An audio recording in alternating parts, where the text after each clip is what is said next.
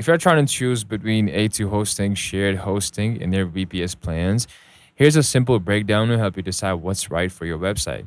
Shared hosting is the more affordable option. It's great for beginners or smaller websites like personal blogs, portfolios, or small business pages.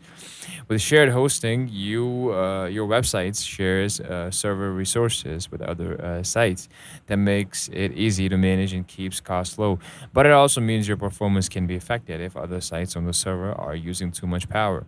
Still, A2 hosting adds value here with features like turbo servers and free site migrations. VPS, on the other hand, stands for Virtual Private Server. It's a step up. You still share the physical server, but your resources like RAM and CPU are dedicated to you. That means faster speeds, better uptime, and more control over your hosting environment.